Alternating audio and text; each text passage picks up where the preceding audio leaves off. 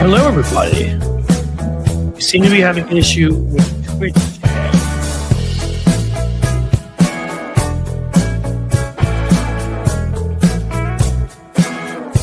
I need to edit a title, it tells me. Of course it tells me that now.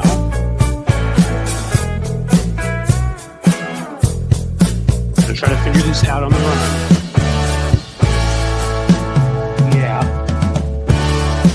You guys are here. Can you hear me? Can you hear me?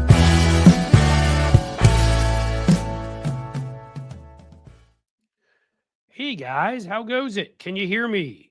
Let's see. It says here that the microphone's working. That's a good sign. It says here that the screen is working. It seems like everybody's working and you hear me. So now we just got to figure out, guys, they just told me that my title, it's always something, I'm telling you, it was invalid for Twitch. I don't know what that means. I've never gotten that before, but we were going to get folks from Twitch here today, and I don't want them to not be able to get here. So I'm trying to figure out, if you'll just indulge me a second. I don't know how to change the setting, the title right now. Is there a way to, edit it? Let's see. I'm working on it. I'm working on it.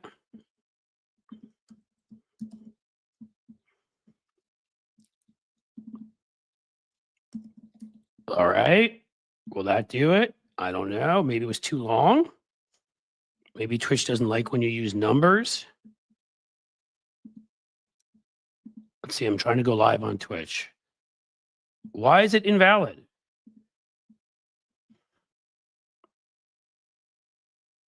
Oh, okay. Hold on. Sorry. You know these things. I'm just going to change it on Twitch. This is only a small little break in our fun. Let's see if they go with this. Does Twitch have a problem with people using like words they don't like? Go live. Twitch said the title is invalid. You guys know it's 55,000 people give Trump the middle finger in unison. Do you know if that's something that Twitch might get freaked out about? I don't know. I'm going to try a few more things, and I don't know what else to do. But it's incredibly frustrating because I'll give it a wimpier title than I gave this. Save changes. Oh, what do you know? I'm live on Twitch now. I hope all you guys can see me. I don't know what the hell happened. I don't know. It was 55,000 people give Trump the middle finger in unison. And apparently that's referring to Greenland, which we'll get into. And now I can actually start this show the way I wanted to because they're not interested in Donald Trump running things there. I'll get into that. We're also going to talk today about the whiniest, sleaziest little piece of Wonder Bread in the world, Scott Jennings of CNN. I've got a great rant against him where he was just ripped to shreds by other Democrats sitting there around him. I can't even imagine what it's like sitting there on that little snot every day and listening to his stupidity and having to just deal with it, right? I mean, CNN, you've lost 50% of your audience too. Hint, maybe it's inviting on him and that other bald goofball that goes on Shark Tank who will defend anything Trump does. Not sure. If you guys asked me what happened to Tony, I feel like somebody asked me that in there. He had to go on some personal business today and see a friend. This is live, Screams. We are live. I wouldn't be having, if I had these kinds of problems and I weren't live, then I probably would have fixed them or something. Maybe not. Life's tough. All right, why don't we get first, we've got a great guest that should be joining us today in about 15 minutes. Hopefully some of you are familiar with Will Bunch, who should have won a Pulitzer by now, for my money. Great columnist for the Philadelphia Inquirer. I mean, one of the best writers out there in the world, quite seriously, and always has like the bigger themes of what's going on, kind of ready to go. He'll be joining us. We're talking Greenland. We're talking Mike Turner being removed. A only conservative Republican who is in favor of Ukraine being removed from the Senate Intel Committee, and they're going to have a MAGA nut run it now. And of course, or House Intel Committee. I should tell you about Mike Turner. He's still a right-wing loser. He still kissed the Republicans' butts every chance he gets. And it doesn't matter. Because again, these media members don't seem to understand, right-wing Republicans who are not MAGA or moderates don't seem to understand. There's no level of loyalty to Trump except for 100% loyalty, right? There's nothing else that exists. So Mike Turner's been kicked off, and we'll go a little bit into Hakeem Jeffries' reaction to that. He ripped into them. But first, why don't we do our first takedown as part of our first Cliff's Note? So, folks, make sure we get the notes right on Scott Jennings. Scott Jennings is a guy I first ran into in 2002. He is the sniveling little shite that you would think he would be. He was Mitch McConnell's piss boy, who basically followed Mitch McConnell around with a bucket and said, "Do you need to urinate?" McConnell wasn't quite at turtle level then, but I'd say he was 80% turtle. But every evil thing McConnell did, this guy was at his side because he was with him before he was majority leader. Turned the filibuster into a weapon that blocked everything when it had been used. Mitch McConnell in the first term he was majority leader used the filibuster more than it had been used in the entire history of the country. Scott Jennings was right there to make that happen. Mitch McConnell joined George W. Bush on purging U.S. attorneys that were, sound familiar? Everything Republicans do just gets a little worse every time, or much worse every time they get in office. You may remember the attorney scandal. Well, they wanted to purge attorneys they didn't think were loyal. They wanted attorneys, federal attorneys that would go after Democrats. Scott Jennings is caught on emailing members of the Justice Department about that. Why he didn't go to prison? Yeah, he corrupted the General Services Administration. He's been this corrupt little douchey lapdog for the right forever. And then the only moment of honesty in this person's life, he's now completely rebuked on January 6th, when he said it was awful and horrible and Trump was to blame and we should impeach him immediately and we should remove him. I'm sure that maybe McConnell was thinking that way that day and then calmed down because he's just a mouthpiece for McConnell. And they have him on like he's some objective commentator, as if he doesn't talk to Mitch McConnell, get paid by right-wing clients at his PR firm. He is, again, the oligarch state, the billionaire state. Them against us. He's part of them. He works for, he's got the biggest public relations firm in Kentucky. He works for all these right-wing ridiculous interests who pay him money. And then CNN says, sure, I'm sure that's a guy who all these guys pay him. And Mitch McConnell is he's Mitch McConnell's little biatch, but I'm sure he's going to give us an honest accounting of things. And he's defended the indefensible. I don't know why nobody's ever pulled out that op-ed from January 6th, but they have. So, his most recent one, where numerous Democrats tore him a new one, was defending Pete Hegseth. First lie and first feigned stupidity is Pete Hegseth is a civilian. So it doesn't matter if people will be court-martialed for that kind of behavior in the military. Really? So the two top civilian leaders of the military, the head of the Department of Justice, as well as the President of the United States, have both committed sexual assault, have both had numerous children with 3 different women. Last time Hegseth did, he got one of these Fox producers pregnant, which probably means he was harassing her too. Bill O'Reilly kind of set that move up over there. While he was cheating on his wife. So much so that his mother wrote him a letter saying he was an awful, sick, evil human being and that she still somehow loved him, but she could not believe the way he treated women.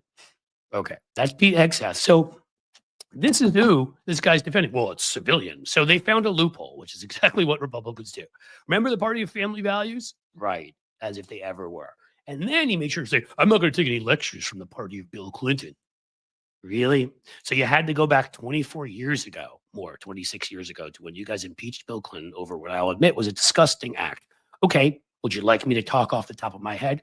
David Vitter, name on the list, visiting the D.C. madam, getting prostitutes all the time. Mark Foley was hitting on young male pages when he was a Republican congressman.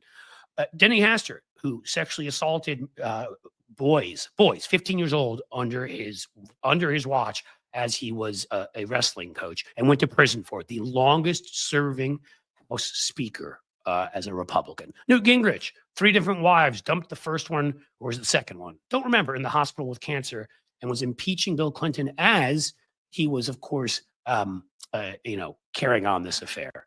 Need we go on? The guy they picked right after him, Ron Livingston, having an affair and had to step down.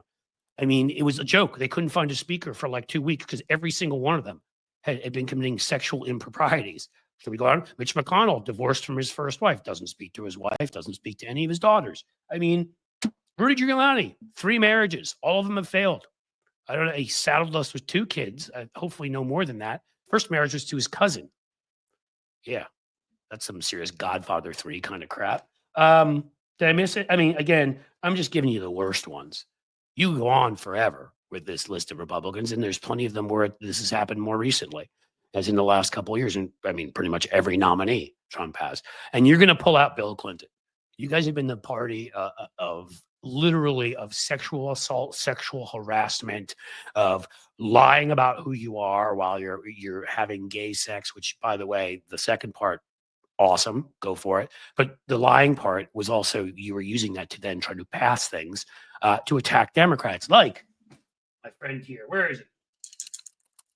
Big Legs McGee there, Larry Craig, who was trying to pass a marriage amendment while he was tap dancing like Fred Astaire in a Minneapolis bathroom. I mean, it goes on and on and on. You have a harder time finding a Republican that hasn't gotten divorced, hasn't cheated on their wife, hasn't been having an extramarital affair, hasn't had children with somebody other than their wife, or with their wife and somebody other than their wife, who hasn't been with multiple men. I mean, this is just who they are. They preach one thing, they do something else. So shut up, Scott Jennings. And again, the man you worked for divorced his first wife and then never spoke to her, and then never spoke to his daughters. That's a real paragon of family values. I bet you run your family like that, huh, Scott? I'm sure he does run it, and that my guess is his wife is probably not allowed to speak unless spoken to. So that's this scumbag, okay? And he's on CNN, and he's trying to use Bill Clinton and trying to use this is a civilian position as if leadership doesn't matter. When the military looks up to you and they see what the combination of what Pete Hegseth, who I wanted to share that image I have him in his Teddy Roosevelt t-shirt, which I found. When they see what he's done and they see what Donald Trump has done, multiple women, 6 women between them. I think about between them, something like 10, 12 kids, throwing Elon Musk for that matter. He's got 12 kids. He can't even keep track of them, but he's supposedly going to keep track of government finances. Okay. And that's how they defend Pete Hegseth, because they're so desperate they have to go to that level. It's pathetic, really. And if you've seen Scott Jennings, I mean, come on, guys. Like, if you were to take a piece of Wonder Bread and you were to slap 2-week-old American cheese on it, and then you were to put it inside of like a New York cab in August for a month, what would come out would probably be something like Scott Jennings, this white, melty, wimpy, just ripping, loserish. I mean, this is a dude who is so white, he makes cocaine look black, okay? He's so white that he makes winters in Alaska look like Barry White, whose name is White, but you get the deal. I go on about Scott Jennings. There have been numerous cases lately. It's sort of like the same as the Joe Scarborough story on MSNBC. Scott Jennings opens his big mouth, everybody else there, and this is not just Democrats. This is like Catherine Rampell, who's a reporter, Ashley Phillips, a reporter. All of them are just horrified because he will defend anything any Republican does. Anything, any criminality, any treason, any sexual assault, whatever Moscow Mitch tells him to do, he'll do. And he has done, to the detriment of this country. I mean, Scott Jennings is one of those ones you never hear of, or you didn't until he was on CNN, because you don't hear of the staffers often behind the power players. He politicized our attorneys, our federal attorneys, which if you don't think that, he politicized from there, our judiciary, helped McConnell deny Barack Obama his rightful pick, and stuff the Supreme Court with a bunch of corrupt loons that take $500,000 trips to Malaysia and free flights to Rome and all that. They're members of, our Opus Dei hires, or are they DUI hires? I don't know. DEI hires, DUI, Opus DEI hires, DUI hires. What I know is they're not talented. They're not smart. They're like Scott Jennings, just a little white boy born in Kentucky who got everything handed to him because of who he was, and now sits around attacking other people for the transgressions his bosses have committed, and for the fact that he's a master of the universe just because he's a paler shade of white. That's who he is, and CNN's dying because of it. So, be smart, CNN. Keep having the schmuck on. To be the hypocrite he is, attack everybody, and let's see how that goes for you. Maybe you can get those ratings down to 30% of what they once were. You guys are doing great. You keep going. And Scott Jennings, that guy's a winner. All right. That has been the takedown, and that has been Cliff's note. we got two names for it here. I kind of feel like the Cliff's Note doesn't necessarily have to be a takedown, although many of them will be. And underneath that, that's how I started this channel, guys. I don't know if you know that. I called it the Takedown because, again, I wanted to show off people who stood up and went after the bad people. And I think that is more important now than ever. The reporters and Democrats who stand up to Scott Jennings on CNN, reporters, Democrats, hell, Republicans. I don't know what Michael Steele calls himself these days, who stand up to Republicans on MSNBC. The ones who challenge them everywhere, the Tammy Duckworths and Jasmine Crockett's, who rip the Nancy Maces and Pete Hegseths apart. Also Jack Reed, also Elizabeth Warren. I'm going to what she did a little bit later, because, man, did she have a great rant when she went up against Pete Hegseth, who, again, proved what a hypocrite he is. That's a great segment that we'll have to get out there. But for now, how goes it? I see somebody giving me a middle finger or giving them a middle finger. The key is that Greenland has given Donald Trump the middle finger. We can talk a little bit about that now. Well, it's 1 minute till Will is supposed to get here. So why don't I look at some of the stuff you have to say, and we'll leave some of these topics. And hey, Cliff, I love it. Swims with whales. Hey, Swims with whales. I like when people say hi. I like when you guys are awesome. The last 2 days, just to bring it up, you've been fantastic with the, with super chats and with super stickers. You've also, a lot of folks have been joining, joining a Patreon, my preference. Also, some folks joined YouTube members. I put some stuff up there for you today. YouTube members, I put some stuff up for our Patreon folks. I'll have a video. I already got one to the Patreon folks. I'll get one to you, YouTube members. Again, I'll say it, and I always say it, Patreon is the preference. And now I've experienced the beauty, you've heard, many of you heard Tony talk about it, of Substack, and I'm in love. It's that early love, that you just feel so affectionate and you want to be around them all the time. And, you kind of tickle them and they tickle you. Okay, I'll stop. The thing is that Substack allowed you to embed your videos. I can embed my YouTube videos. It gives you emails. I can send my stuff directly to your inbox, so you can see it that way. It's easier. It has a notes section like Twitter without crazy people, where you can share what you do. You can recommend people, which are like the starter packs on Blue Sky. It's like it's taken things from everything else and is better right now. I'm not saying it's perfect, but I love it right now. So I will be there writing something up every day. And the folks who here, I would tell you, and if Jim, you can throw in there at some point, the Patreon for people to subscribe, the Substack for people to subscribe, and YouTube. Again, we got some good followers yesterday when I asked for it, so I'm going to say it again. If any of you don't follow me or aren't subscribers, excuse me, on YouTube, please do it. We went up about 25 or 30 during this broadcast yesterday, and it was really good. So I see someone, Abram, asking me, do I know Mehdi Hassan? I know Mehdi Hassan, absolutely. We could see if we get him on here. And I should grab one of his. He does smack them down. He and I had some differences, I'm going to be honest with you, on some of the stuff in the Middle East. But you know what? We have differences on things in life. I think he's very good overall. And I think he comes from a good place. Where was I? Yes. To get this algorithm going in, I put up the rant I did the other day on Scarborough, and that is starting to break through and get a number of views above, like where I was stuck. Just got to break through the algorithm, which screwed me when I had all of those folks removed, which maybe were bots, but I don't know, because YouTube doesn't think that they really have any responsibility to tell me. And I've been just frozen since then. So you got friends, have them subscribe. You got family, have them subscribe. You have dogs and cats living together, have them subscribe. That would be really helpful. Speaking of cats, I'm going to start sharing a lot more cat pictures. I think that will go to Substack, Patreon, YouTube members. Wow, 100,000 subs. Congrats. Sandra, you're awesome about that, and I appreciate the thought.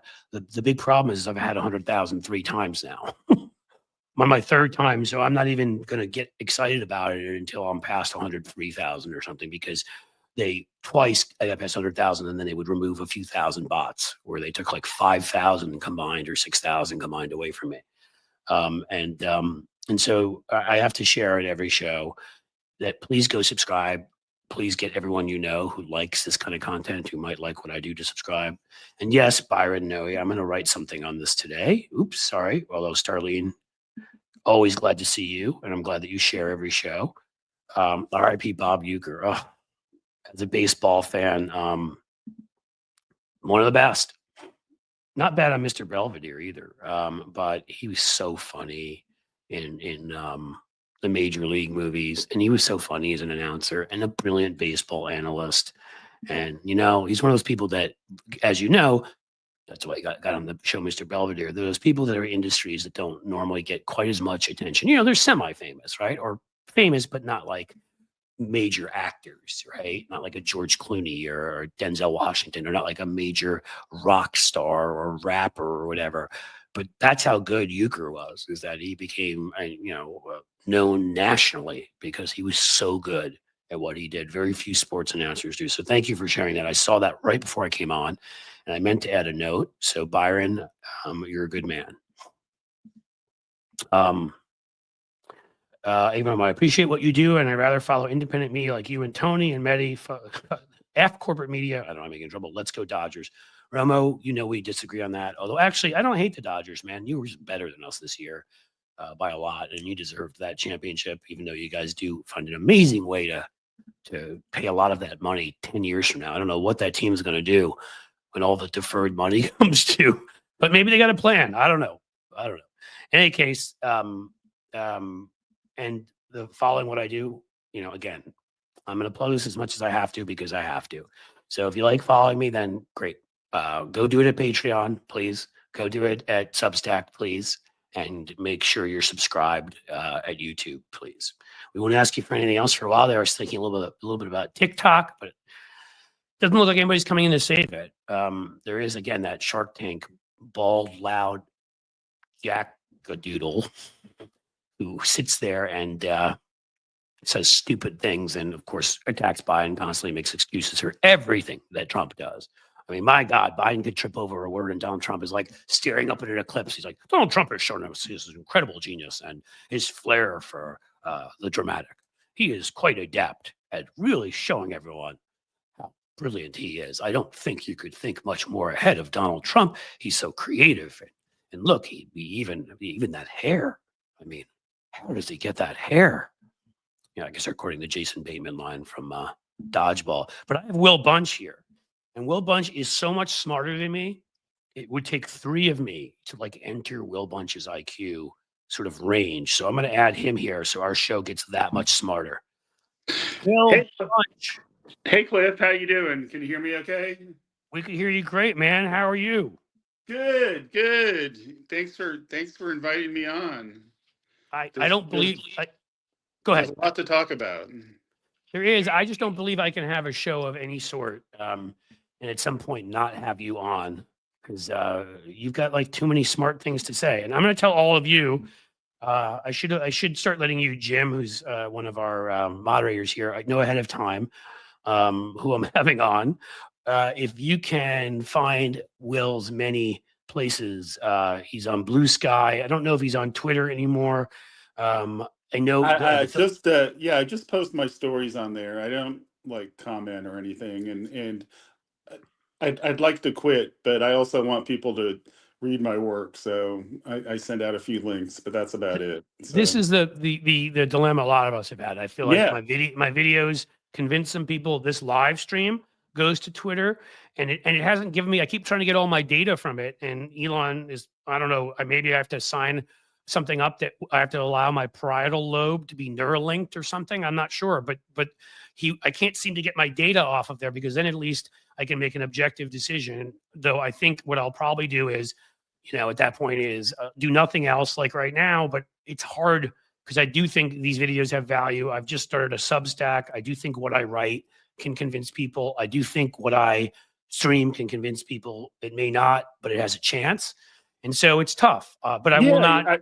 You want to reach people, because that's what we do. We're communicators, and it's tough because you feel like sometimes you have to make a deal with the devil to to connect with people, Yep.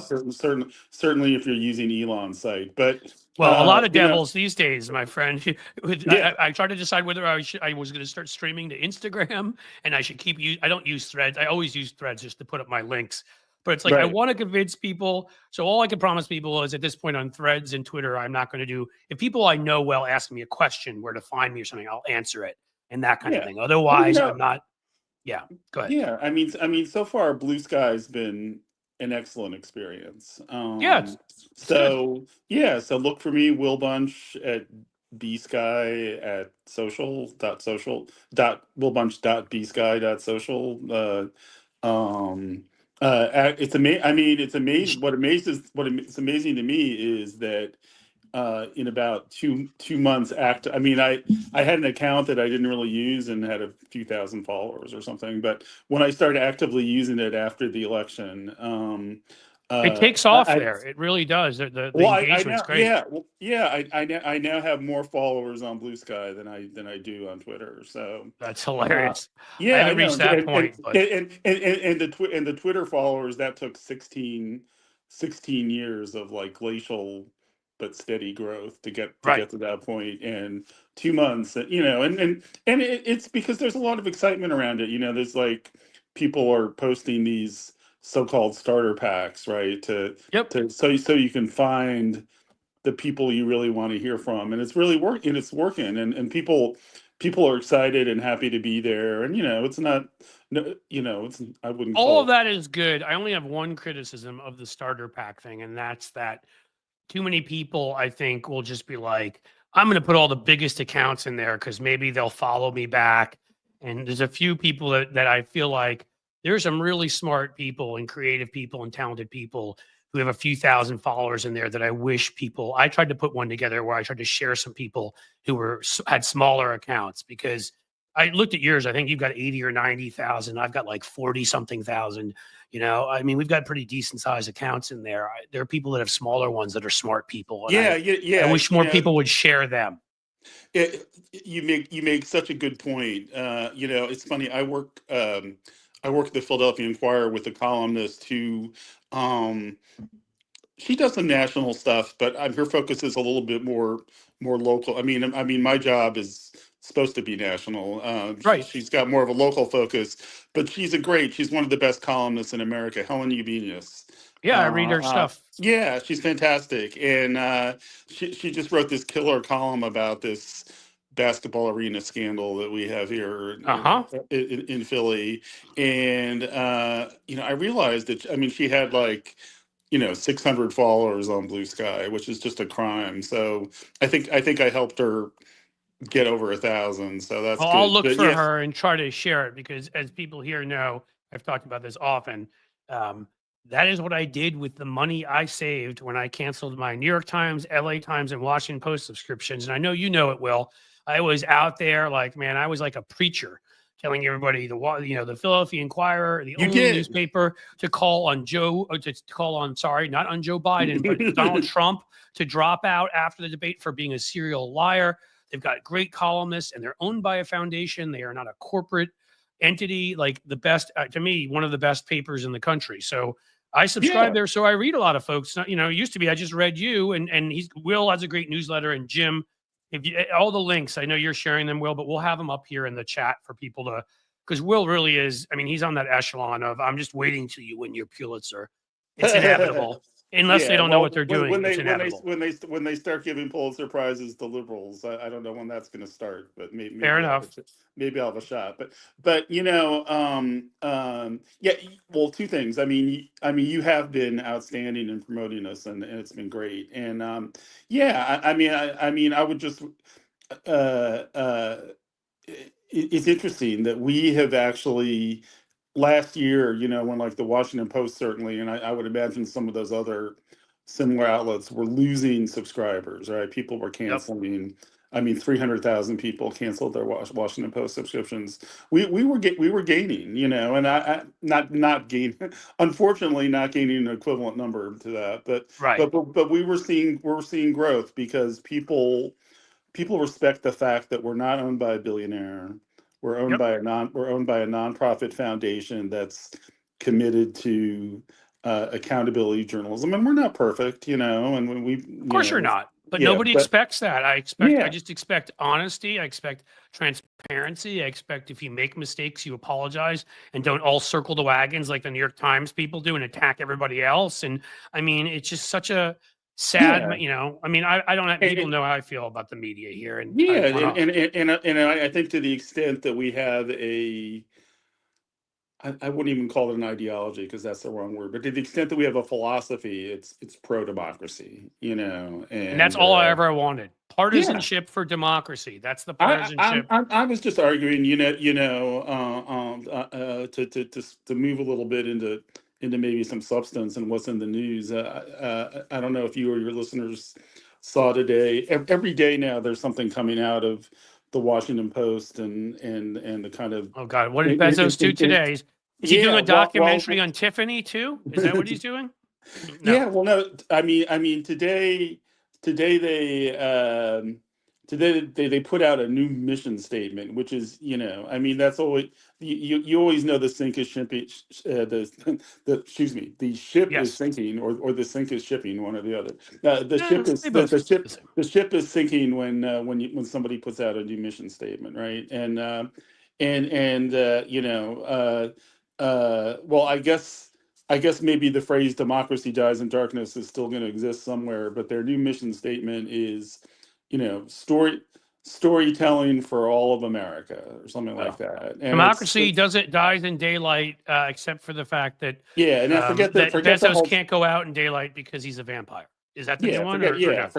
forget the whole democracy thing. Now it's just stories for all of America. But the article in which was this story was broken, which was in the New York Times, of course, uh, uh, said, people have talked to Bezos about the paper, and it's like, well, we've got to appeal to the firefighters in Cleveland and blue collar people, and we need to bring in more conservative readers. Oh, give me And a and and, break. and to me, just to finish that point, I mean, Yeah. that's so. For somebody who spent $250 million to buy a newspaper, is just such a lack of understanding of the environment we're in right now, because No. anybody who's a conservative, any of the 74 or whatever it was, 77 million people who pulled the lever for Donald Trump, they hate the Washington Post, they hate the mainstream media. There's no great story you're going to tell that's going to get Yep. a Trump voting firefighter in Cleveland to start reading the Washington Post. They're listening to Joe Rogan or Or whatever. local talk radio, and they're Yeah, watching Fox. And there's a couple right. ironies in that right there. If I can say quickly, one is, of course, like it's ridiculous that when you have the Washington Times right there, that's where they're going to go if they're going to go somewhere in Yeah, Washington. that's a great point. Yeah, right. And Yeah. B, the other paper that I've always talked up, and I don't even know who the owners are, but in the case of the Cleveland Plain Dealer, when they're the head of their editorial guy, Chris, what was his name? I'm forgetting it, Yeah. made a statement that we are going to cover this election honestly, that we are not going to pretend that one of these two candidates, when Biden was still in, one of these two candidates didn't try to overthrow the election. We're going to be honest and upfront about that one will not accept the results. And they said, yes, we will share bad news on Joe Biden when it happens, but we are not going to play this game. And I subscribed to them too. I thought they had some of the best coverage, so that maybe that firefighter in Cleveland could read his own paper or her own paper and learn a whole bunch about honesty and not what Jeff Bezos is Yeah, shoveling right why now. why does that guy need to read the Washington Post? Exactly. But yeah, I mean to your point, I mean that's something we totally agree on, is pro democracy, because to me, when you talk about, oh, should papers be biased or whatever, like no, I don't think they should be biased towards Democrats or Republican. I mean, God knows there's so much about the Democratic Party as an institution that can and should be criticized, right? But should papers be pro democracy? Absolutely, because you cannot have journalism in a system that's not democratic, and Right. unfortunately, we may be about to prove that in the next couple of years to see how hard it is. Frankly, we're already seeing it to some extent in some of the bended knee stuff that's going on right now. And Trump hasn't even taken the oath of office yet, but just Think about how much the we've obeying in seen, advance. Yeah. right? I mean, ABC News and Yes, Bezos and Zuckerberg. I mean, it's so overwhelming. Um, it that is. And and I have to say the last, couple weeks, even though these things that are happening are the kind of things that you and I and other people have been predicting for the last couple of years would or could happen if Trump was reelected. It doesn't make it any less demoralizing to see some of this stuff actually take place. Like nobody is or should be, gleefully saying, "Oh, I told you so. This is going to happen." It's dispiriting to see, and you'd hope for something different, and it's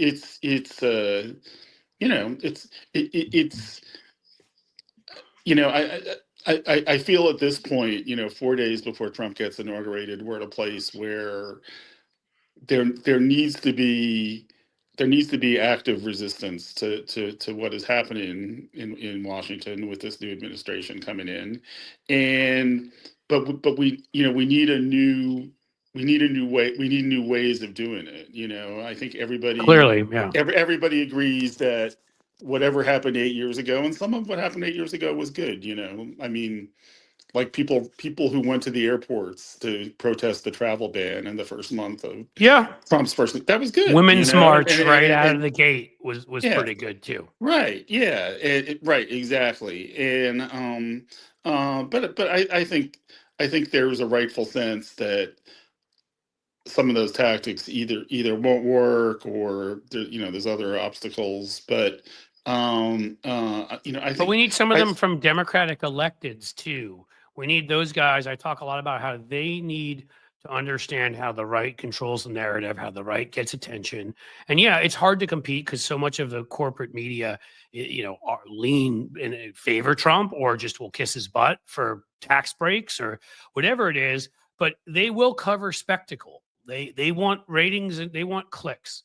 And if you can create the right spectacle, you can create the right events, you can create, the right messaging, you can get their attention. And yeah, numerous Democrats have proven that.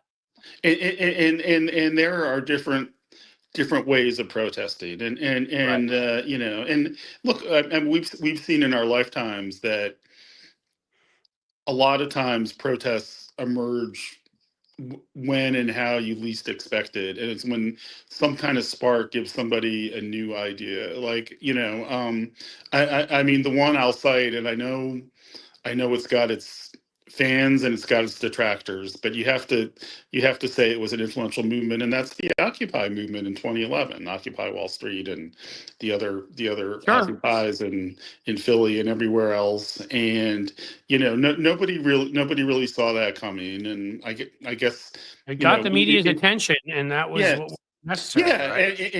as I've pointed out, and I've written a few columns about this, and I was in the pro Occupy camp, kind of from the beginning, I but think I was overall, right? I mean, yeah, it's not right. to say Well, there look, weren't and some, there were things. but Look, I the mean, general sentiment, yes.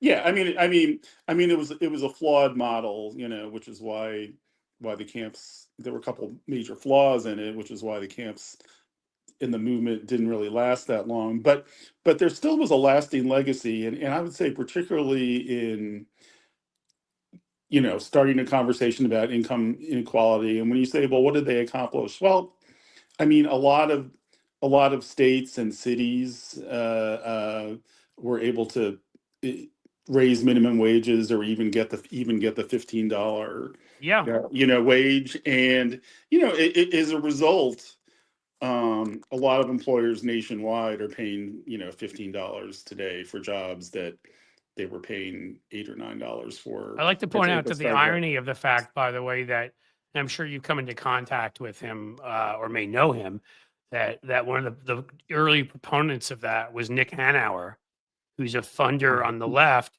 who was a high school friend of Jeff Bezos and the number 6 investor in Amazon. Yeah. But I think when he saw Bezos becoming the megalomaniacal nut that he was, he actually got out early. If he'd stuck in there longer, he would have made even more money. And he made a decent amount of money, and now he's one of the biggest economic populists out there, yelling for people to raise his taxes. And in Seattle, because I did some PR around that, they were pushing for the $15 minimum wage. Yeah, And I remember, I remember Nick and him getting involved, and that was helpful. And it's interesting. I mean, I don't think any help that a liberal billionaire, to the extent that there's a handful of them left, Mark Cuban, I don't know if he's liberal or what he is, but right. friendly billionaires, if there are ways they can help the movement, that's great. But I think we all agree that the political movement that's needed right now has got to have basically it's got to have an anti-billionaire orientation. Oh, it's bottom up. And hey, if a billionaire wants to be anti-billionaire, he can join. But that's right. Most of my messaging on this show is just pointing out, even when I started my earliest rant here, I do a couple of these Cliff's. I call it Cliff's Note, so they can't come after me if I use their term. But I do a couple of these where I do, and I went after Scott Jennings today and was just pointing out, the sort of situation of all the money McConnell brought in, and he was there by his side for all of that. And he's got the biggest corporate PR firm in Kentucky while they're letting him go on CNN as if he has any objective opinions to give when McConnell and all of his corporate clients control him. And it's the point is it's us against them. And that's just the truth of it, which is even if you're not a billionaire, it's the billionaires and that billionaire mentality of they should control everything. The oligarchs, the billionaires, the monopolies that are ludicrous at this point, that don't think they owe you an explanation for anything they do. They know you have to go back to them. They know that they can treat consumers like crap, the environment like crap, workers like crap.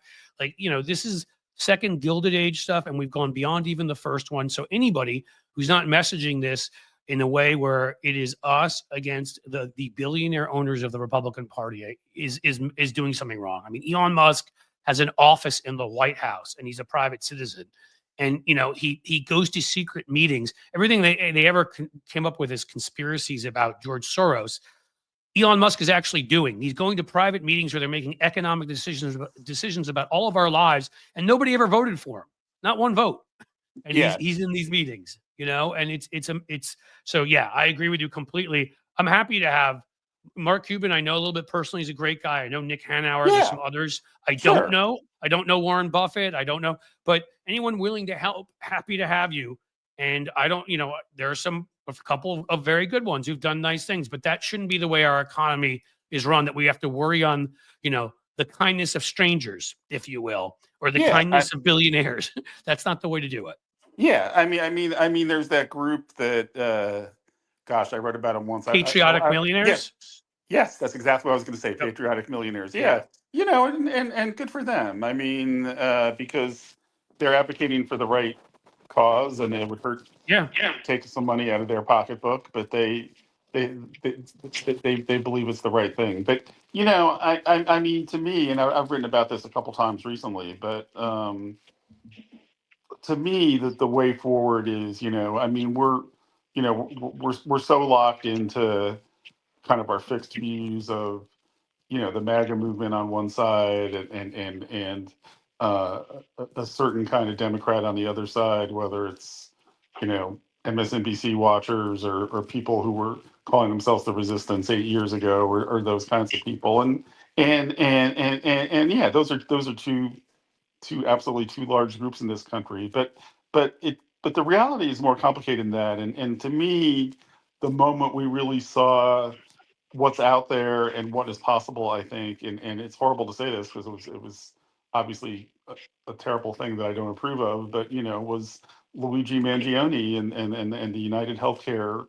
worker, not what he did so much, but the way that so many people in the public reacted and came forward after that and said, look, I'm not approving of murder or anything, but I've got to tell you about my own experience with big insurance and the thing, and it's I mean that's a huge one, and that affects so many people, but it's not the only one. It's the experiences people have had with other aspects of modern capitalism. Certainly, just Well, it's our form that of capitalism, I would say, because the housing crisis that yep, people, certainly in our cities and really in other places, experience.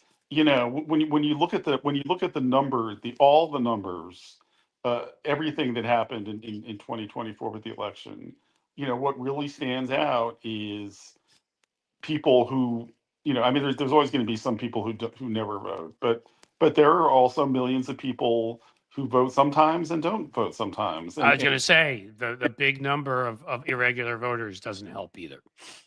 and in we now know the numbers of crunch. There's a gigantic number of people who voted for Biden in 2020. Maybe it was because they were riled up over the COVID situation and just really strongly disapproved of Trump's handling of it. That was certainly a factor. Maybe it was, young voters who gotten a little bit more cynical over the last 4 years since then, but weren't quite as cynical in 2020. But I've seen numbers as high. I mean, this seems a little high to me, but I've seen reports of high as 19 million people voted for Biden in 2020 who didn't show up so It's you're possible, absolutely. talking about if you had just gotten 25% of those people to show up and vote, this time around, you would have had a different outcome. I mean, it was one of the closest elections. So, I think Yeah, I think the challenge for the next, well, I mean, years, because you want to maybe take back some of Congress in the next election, but the House anyway, for sure.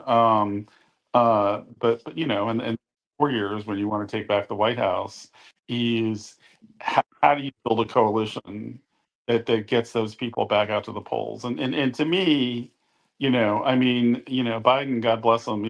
I mean, his attack last night on the oligarchy. I mean, I wish they'd done more of that sooner because he's right.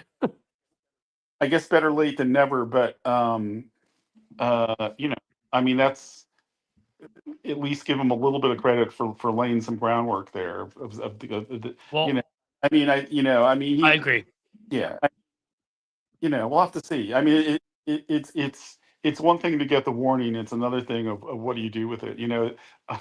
Just as an aside, because I was thinking about this a lot today, is so many commentators have understandably compared it to Eisenhower and the famous warning about the military-industrial complex. But I mean, the thing about Eisenhower's warning is it was spot on. It was courageous for him to say that in public. Yep. Surprised a lot of people. And he was But a Republican. There was a time when Republicans said stuff like that. Amazing. well, that's another thing about it. But none of that stopped us from going into Vietnam, right? And You're and right. and frankly, none of it. I mean, the military-industrial complex. I mean, look at the way that both parties trip over themselves today to greenlight massive increases every year in the Pentagon budget. So Well, I so would say this, Will. Are you a fan of any sort of the Avengers or anything like that? no, absolutely not. So Okay. All right, that's fair because I was the comparison I was going to make is I was going to say there's a group that like behind the major group called Hydra, who are the ones, and it's sort of in that world they're the German scientists who came over here, which is based on reality. We did bring German science and had were the hidden corporate forces behind the scenes. And the truth of the matter is that he warned about that. You're right. We know what happened with Vietnam and various other. I mean, my God, how many times did we just go and fight for the hell of it? I always point out to people that Grenada was just a way of getting people to forget about Beirut and the barracks explosion and be like, let's go somewhere easy where there's. And you wrote a book on Reagan, so you can speak even more than me. Let's go somewhere where there's 4 medical students and like 6 troops, but we'll raise the American flag and we'll say we beat communists and everybody will love us. And it just feels like you're right about the defense budget and pharma, although we finally beat them on Medicare negotiation of drugs and $35 insulin, but they're trying to claw back at that right now. But that is why this needs to be, and it's been this way for a while. Again, the Mangione, the shooting, what all that shows to me is, if you know your history, and I know you do because you write these, what I like about you is you remind me about what Frank Rich used to do. He was a play, he used to be a critique of plays initially. So the way he saw his political critiques is he's critiquing entertainment, which is what politics sadly have become. And you do that too. You weave in these other forces such that it's a broader world. It's not just the one thing you're looking at. And Mangione, I've said this before. I know there are people that sympathize with it. I don't care. You can't. We're not a society. We're either a society of laws or not. You don't get to go around shooting people on the street. That's not how you handle things. It doesn't mean that I don't think United Healthcare is horrible, and that I think United and every other healthcare company and what they've done to people. And I telling people I just spent a week in France, and saw a French friend I hadn't seen in 25 years. Like, they don't even understand it. Because there's something wrong with you. You just go to the hospital, go to the doctor. They've got the cheapest and best healthcare system in the world. Yes, it's cheaper than ours and better. It covers everything you really need. And if you're a really rich person and you want to buy even more than that, you can do that. Go buy the extra stuff. But you don't have to worry like this might go wrong. If I'm going to be an entrepreneur, I may trip down the stairs, break my, my fibula, and they're not going to cover it because they're going to blame me, and then I'm screwed. Like, there just aren't worries about things like that. And that's no way to live. It's just no way. Go ahead. Yeah. Yeah. Well, I mean, the historical analogy that I made when I actually, I was, I'm an old man, so they give time now. It's ridiculous. I was trying to use it up in December after the election. So I was off when that story broke. But when I finally came back, I still had a lot to say about it. So I wrote a column in like mid-December about that. And the analogy I made was to the urban riots in the 1960s, which also were terrible. Also, were very counterproductive in their long-term impact, no matter how they felt for people taking part in them in the moment. But Martin Luther King got a lot of heat for saying, you've been leading the civil rights movement, and now black people are rioting and they're looting, and we have snipers, and what do you have about that? And what he said is, of course, I disapprove of this, et cetera, et cetera. But you have to understand that a riot is the voice of the unheard, and I mean, that's how I felt about the Luigi Mangione thing. That just like a sniper in Detroit in 1967, it was not an appropriate response, but he did reveal that there's a large mass of unheard people, which gets No, back. I understand why he did it. I find it. I take sort of a middle ground, I suppose. And I put up stuff like this. Chipmunk Milk, who's here often and all the time, and some of our other people.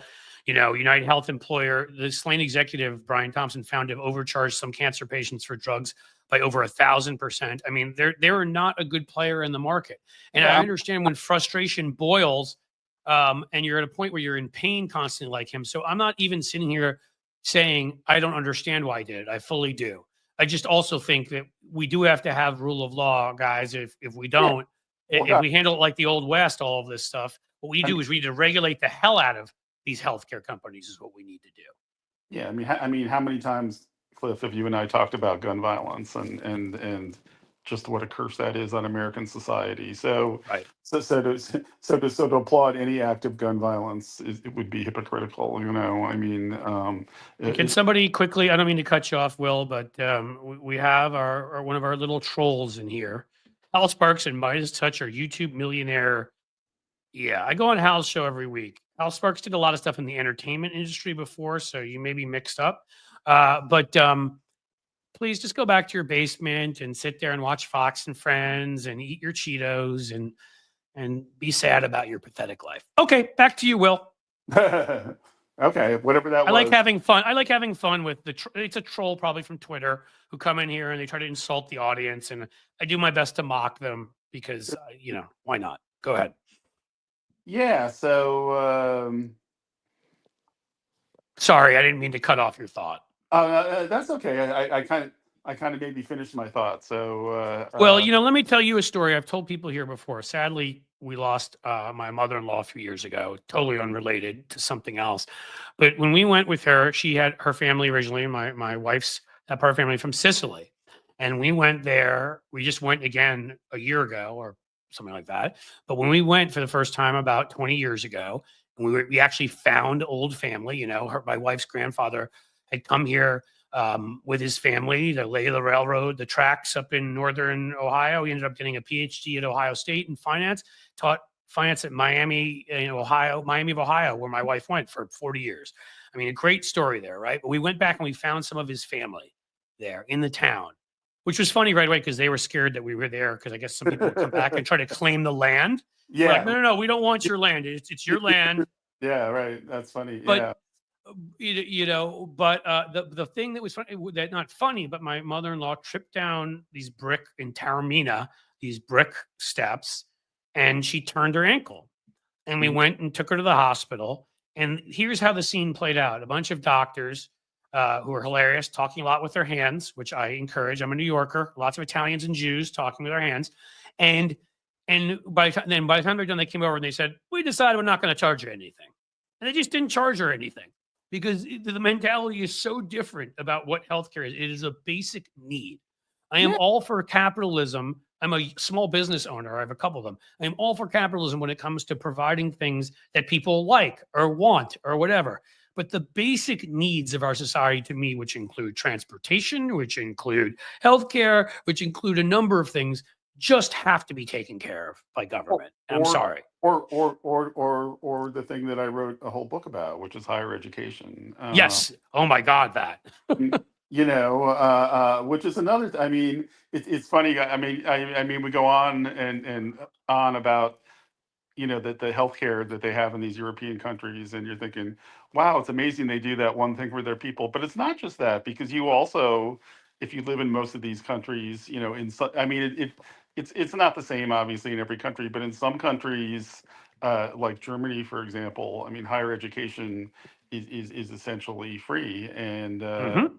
there might be some fees. Obviously, you got to pay rent while you're going to college. So I mean, nothing is totally free in life, but the tuition and everything is free. And in another, in other European countries, it's very minimal, which is Yes. United Kingdom, I think, is a little bit. I studied over there, but it's still very cheap. And my yes, two friends who I just saw when I was back in France, one from Livorno, I got Federico, Italian, and one from Grenoble, France, French.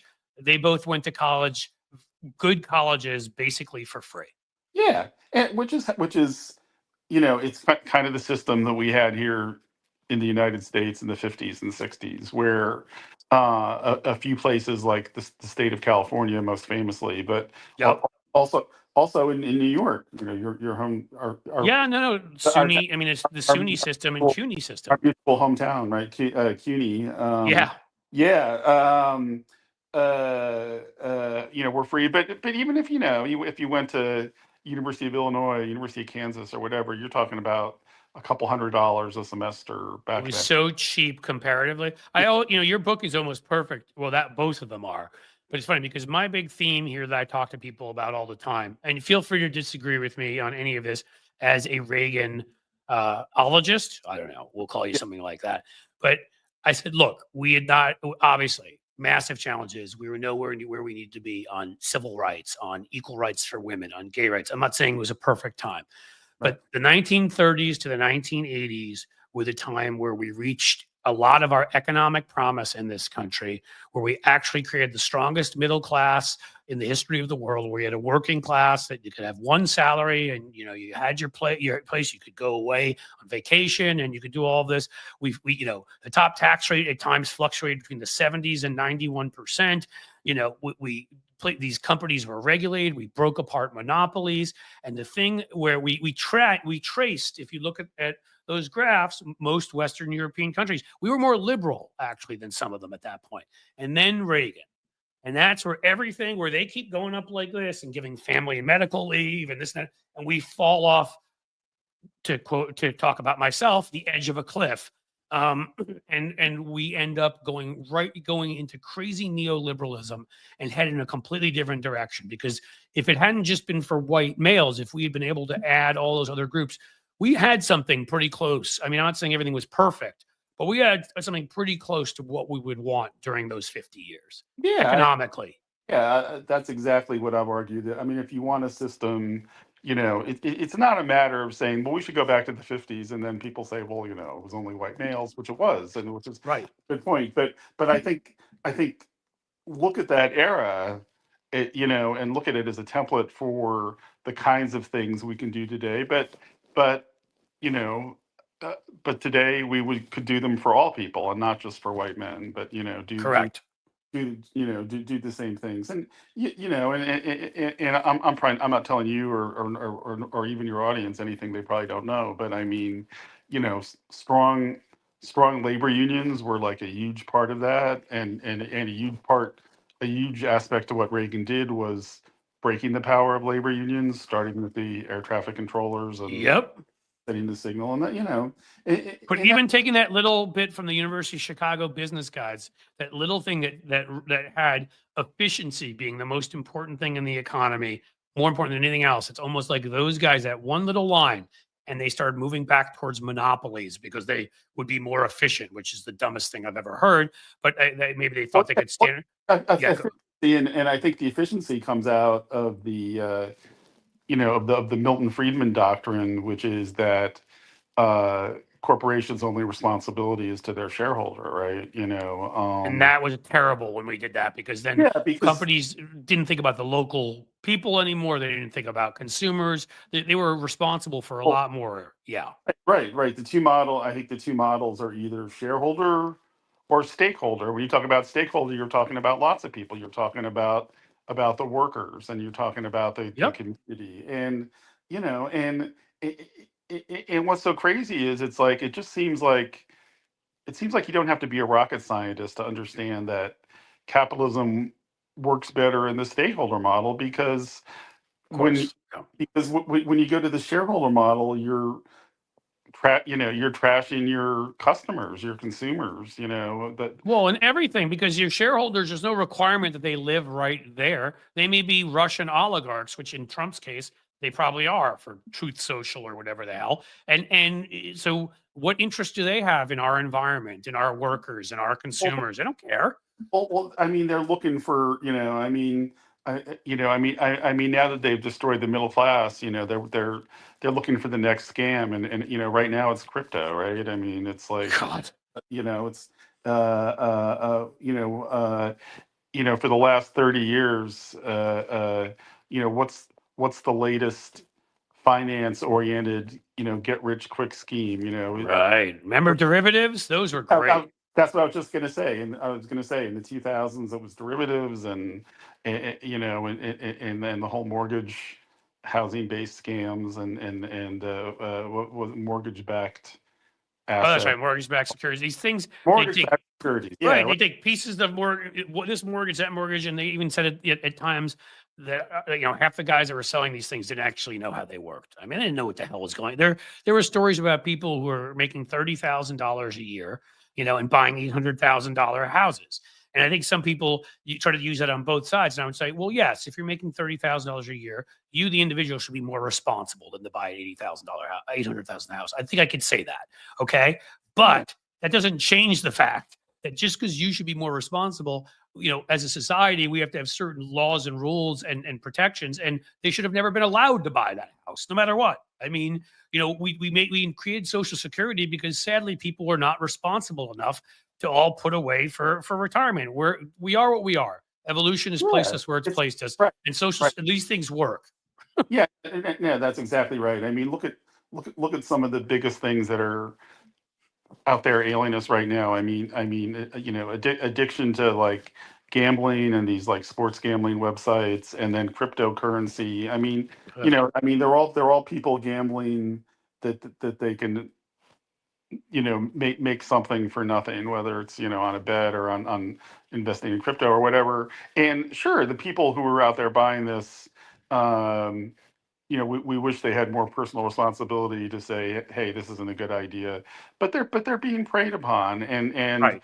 and the reason we have a regulatory framework, or did once have a regulatory framework, is to have some rules to stop people from preying on people's worst human instincts, because we know that works better, The disinformation, you're right. I mean, again, and there's just the way there's no, when I see people trying to have political discussions and say what happened with Kamala Harris and this and that, and there are always people that want to say, oh, she ran a terrible campaign. Whereas, again, she only lost by 1.4%. The world leaders are all around in democracies lost. I mean, post COVID and inflation, and people were upset, people were sort of, and there were issues, and I'm sure there were some people that were racist and sexist and voted against her, no matter what she would have said. But in the end, this disinformation machine of the right, and it preys on people. It's the same kind of thing that preys on people on crypto and other things. It's filled with every financial scam, every political scam.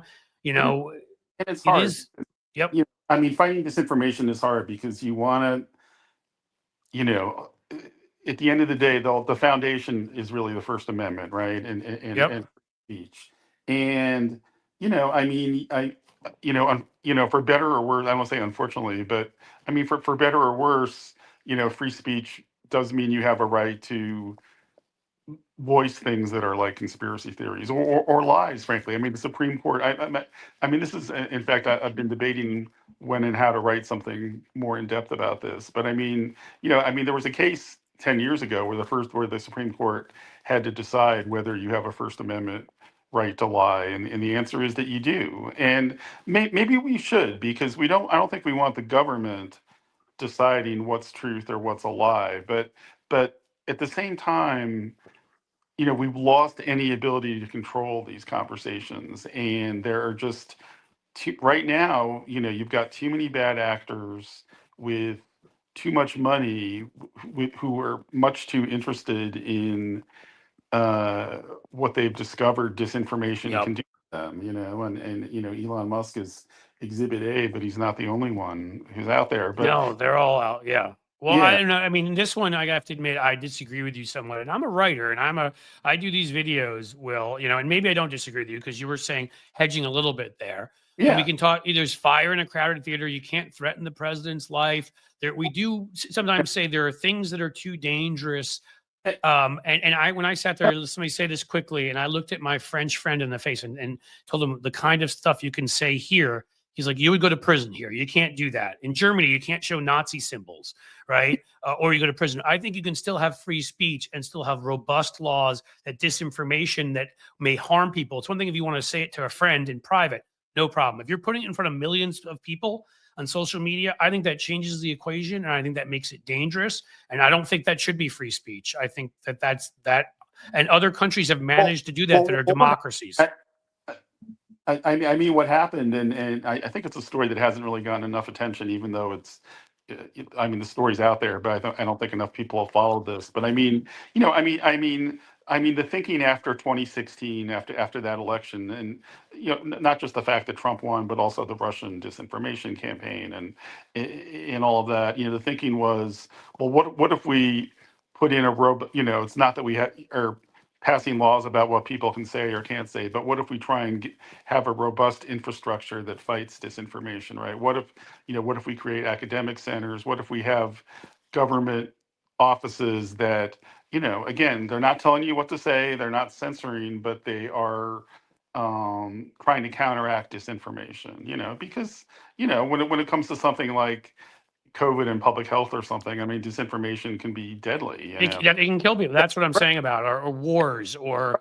natural disasters. LA, North Carolina, like this can get people killed. And to me, at that point, I don't think you have a right to share But disinformation online. I really don't.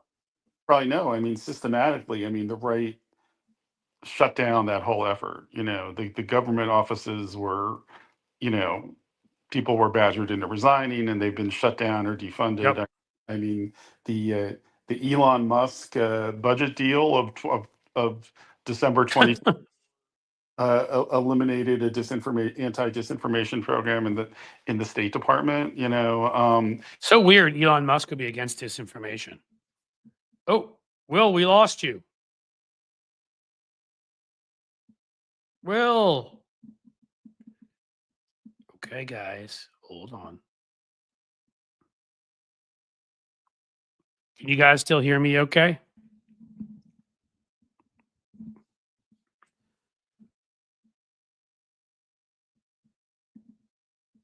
Will, are you there? Will has gone dark. Can you guys hear me? That's a start. I want to get Will in here. How about this? I'm going to text him, let him know. Oh, is he back? No. Okay, let him know that we lost him and he can come back in. Hey, buddy, we lost you. You can come back in.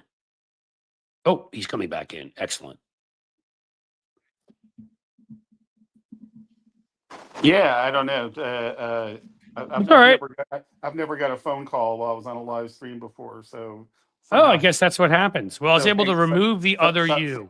Somehow hanging up the phone hung up me too. So, well, I do need to run. So, but I did want to come back to thank you for having me on. And oh, sure. Is there two last things quickly?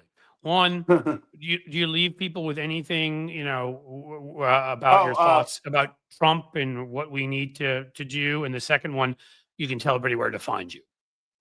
Yeah, well, definitely you can find me. I have a weekly newsletter every Tuesday, or well, I didn't this week because I was on vacation, but most Tuesdays I have one, and it's just go to inquirer.com, inquire with an I, inquirer.com/bunch, and all you got to do is just punch in your email address, and you get it for free in your inbox every Tuesday. I read it every week. I want to make sure you all know it is one of the. I'm dead serious. No BS. It's one of the first things I look at when it comes out. Will covers everything and gives you. It's really good.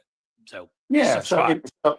so if you get that newsletter, it will tell you, how to subscribe to the Inquirer, so you can read all my columns. Because you do, I think you get one or two stories for free, but then you do hit the paywall, because that's how we pay my salary, which is not that important, but how we pay the salary of other great journalists who cover Philadelphia and cover other news, and your salary is kind of important, Will, as long as you like to eat and well, I do, have a roof over your head. People may have noticed I do like to eat, so there's that. Oh, stop it! That wasn't the remark. The point is that the other. Yeah, go ahead. Yeah, the other thing I'll leave people with is more an immediate thing, which is barring some calamity, which I do have calamities from time to time, but barring that, I'm off to DC for a couple days. I'm gonna try and see if I can capture the Nurembergness of the of Trump's big rally on Sunday afternoon. Vaya con Dios, my friend. Yeah, and come up with something to say about the inauguration the next day. So definitely, if you want to subscribe to the Inquirer, or check out my feed on Blue Sky, and follow my coverage of the big change that's coming on this weekend. I'll be out there in my thermal underwear that I just bought, and nice. Yep, and be some reporting. So, are you going to say what brand it is? Are you doing product placement here or no? It's I'm just kidding. It's Fruit of the Loom. So I just got it delivered. So I have to make sure they give you a check for that. Okay, there's at least like 3,000 or 4,000 people in here. You deserve some money for that. Oh, absolutely. Well, I don't know if that's kosher, but that may not work with the Philly Inquirer, but yeah. Well, that's we're nonprofits. I guess I'm not supposed to profit. So well, you know what? I and everybody here have profited from your appearance here today. Thanks for having me again, and we'll do it again. Always will. Absolutely. All right, Cliff. All right, you take care. Take care, buddy. Bye. All right, bye-bye. What's cool, guys, is now I can say it to you, and I don't have to, it doesn't seem like I'm just saying it to be nice because Will's here. I mean, he may be the best column writer in America, and I'm not kidding. And I include myself in that, and it hurts for me to say. It's if you used to like Frank Rich's columns in the New York Times back when the New York Times was something at least semi worth subscribing to, a decade plus ago. Will looks at the theater of it. He brings together various strands in American history that have led to this moment, various things going on at the same time. Just the brilliant use of language, the flow of his paragraphs. Like he's a writer in the old sense of the word. He's a writer. The metaphors are perfect. I mean, I really, look at it as an art form, and he's an artist, brilliant at it. So you guys decide, but you've got the one up here that Jim has up here. Sure, follow him on Blue Sky too. I would say, subscribing to the Philadelphia Inquirer if you can is a way of talking about Greenland giving the middle finger to Trump. That's a way of giving the middle finger to the New York Times and Washington Post and LA Times because they suck. And the Philly Inquirer should be the paper of record at this point. It is the largest paper. I think Philly's the sixth biggest city, is the largest that I know of, that is honest, transparent, endorsed Kamala, called on Trump to get out of the race, employs liberal columnists proudly, and even anybody who's more moderate to conservative is required to tell the truth. There's no MAGA garbage and BS in there. It's very important to our democracy. So subscribe there, but definitely get Will's newsletter. It's worth it. Easy summary of everything going on. If we do a second Cliff's Note, it feels like it may be that time, folks. Who should we talk about? Got a whole list here. I got someone to talk about. The potential attorney general. No, not Butthead. Not the guy that's had more plastic surgery than a real housewife of Miami. I don't know. Yeah, well, he's not from that part of Florida, but who cares? We're talking about Matt Gaetz, of course. You know that guy. I didn't name him earlier, by the way, when I was naming all the Republicans with sexual impropriety. Could have thrown him right in there, too. Ethics report was so damning he had to go running with his tail between his legs. And I do believe he has a tail. I don't think he's evolved to the point of having lost it yet. And now he's an OANNN. I don't know how many N's there are. They seem to change every week. But why are we talking about Matt Gaetz? We should talk about Pam Bondi, the second choice. And she was always going to look better comparatively, even though literally she's lobbied. If you are a right-wing interest corporate entity, she's lobbied for you. She has so many conflicts of interest. Her conflicts of interest have conflicts of interest. Pam Bondi lobbied for the country of Qatar. Yep, much like some of these other Republicans like Paul Manafort and Rudy Giuliani and Donald Trump, she loves herself some dictators. Remember, Qatar, illegal to be gay. Qatar, women are below men. Qatar, where the heads of Hamas were able to live openly.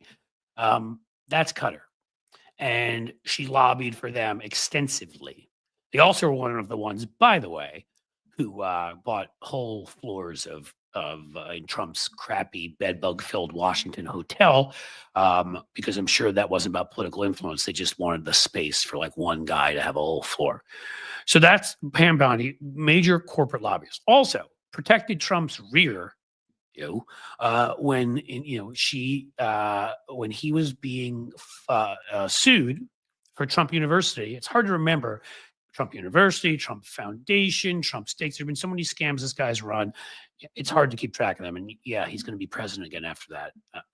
Again, I have to remind myself of that. McFly. So Trump University, you may remember, he had to settle for $25 million, which is, of course, totally not admitting any wrongdoing, that he went to people who were young students who didn't have funds and ripped them off, lied to them, did not give them the services he promised he would. And they suffered for it. They sued him. Pam made sure that in Florida, she just never pursued those cases because some of those students lived in Florida. Magically, she was pursuing them. She actually was looking into it. And then almost like from the heavens, a $25,000 check landed in her campaign account. And she was no longer interested anymore in looking into Trump University. That was case closed. on top of that, that $25,000 check came from Trump's foundation, which is why he's never allowed to have a foundation again. And it broke enough laws that Donald Jr. and Ivanka and the rest of them could have actually been prosecuted if we'd had a real prosecutor in New York at the time. But so a foundation, a tax-free organization giving to a political organization, normally that's very much a no-no. But Pam took the check because, you know, you got to pay for your private flights and your nice little yacht trip somehow. This is who is there for VP. So that's Pam.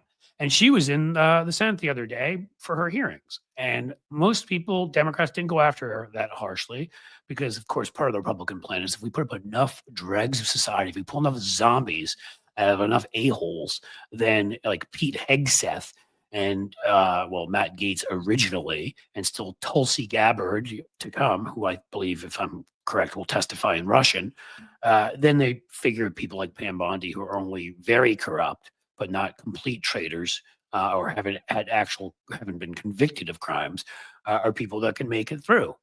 So they figure, all right, we get Pam through there. And she has proven she will do anything for Trump. The 2020 election, never broken from the Trump line. He was right. Trump was right. I don't know what else I can say on here without YouTube demonetizing me, but just to say he backed every one of his lies and his assertions and his BS about 2020. Okay. And Adam Schiff, who is one of my favorite Democrats when it comes to kicking Republican butt, decided that he wasn't just going to sit there and take it. He was going to kick Republican butt. Here's another nice little piece here that I'd missed. Just so you know, the Qatari government began paying her in 2019 a fee of $115,000 a month. Yes, folks, they're richer than us. The billionaire class. She has that mentality too. She's not going to be held to any standards because she's better than we are. I mean, why would she? But to get back to the point I wanted to make, if the window will open for me, here's how things went with Adam Schiff. And she tried to talk back and get nasty with him. And Adam Schiff has been a bulldog and it did not stop him. So he started his question by saying, so my questions now are, can you tell hard truths to the president? Let me start with the easy truth that you can speak to the president. Can you tell Donald Trump he lost the 2020 election? Can you say that? Do you have the independence to say that? Do you have the gravitas, the stature, the intestinal fortitude? Nicely put. Trump doesn't have the intestinal fortitude. That's why he wears the diapers. Maybe he's asking if she did too. That Donald Trump lost the 2020 election. Can you tell us that here today? Well, Senator, I can't do Pam's voice, so I'll just do an obnoxious voice of any sort. Is there any accent you'd like me to do? Maybe I'll do it in French. Well, Senator, what I can tell you is I will never play politics. You're trying to engage me in a gotcha. Bondi replied as she clearly began to lose patience. Then he turned towards Trump's plans to pardon the January 6th domestic terrorists. That's right, domestic terrorists and traitors. And if we would refer to them that way more of the time than just the January 6th perpetrators or insurrectionists, if we would just call them domestic terrorists, maybe, and if a certain guy whose name rhymes with Eric Marland had done that from the beginning, maybe Trump wouldn't have been able to lie and turn these people into martyrs and heroes for certain people. So on January 6th, Schiff had to say, so will be your advice to the president, Mr. President, I know you said you want to issue hundreds of pardons on day one. Will be your advice to the president? No, Mr. President, I need to go over them on a case-by-case basis. Do not issue blanket pardons. What will your advice be to the president? Schiff asked. Well, old Pam had an answer for that, and it wasn't loading up her campaign account with another $25,000 from a foundation illegally, although she may have asked that afterwards when the lights were off. She said, Senator, I've not looked at any of those files. If confirmed, they always say that. You love the denial of, well, I haven't seen that yet. I haven't read about that yet. When, of course, that's such a BS answer. If confirmed, I will look at the files, Bondi repeated. And all the charges from the Justice Department. And then Schiff said, will you be able to review hundreds of cases in a day? Which, of course, she won't. And that's what he said. I will look at every file. And Schiff was like, of course you won't. This is where Schiff starts getting still, will you advise the president? Because Trump says he's going to do it on day one. Now, I'm sure it'll be like infrastructure week and, concepts of a plan for healthcare. And he's just pulling it out of his you-know-what. But that's what he said he will do on day one, he has promised. And how will she hold up that promise? Well, of course, Schiff is saying, no, you're not. And he said that. Of course you won't. Bondi jumped in. Can I answer the question? I would have plenty of staff, she said. Of course, of course. I'm not going to be misled. I'm not going to mislead this body, nor you, Bondi said. Well, you misled people when you let Trump skate on Trump University. You've misled people about the 2020 election. You misled people about the money that was put in your campaign account and plenty of other things. So I think we can assume you'll mislead people on anything that gets your career in a forward direction. And Schiff then, and that's why she went after Schiff. She said, well, maybe this is why you were censured by Congress. Schiff was censured by Congress because he led the first impeachment against Donald Trump. And Donald Trump cried like the little weenus that he is. So you've got to get back at Adam Schiff because, Donald Trump's pathetic and was humiliated. So she tried to get a little bit mouthy. She thought that she had the talent of Jasmine Crockett. No, she don't. Schiff then, you could say, went for the shiv.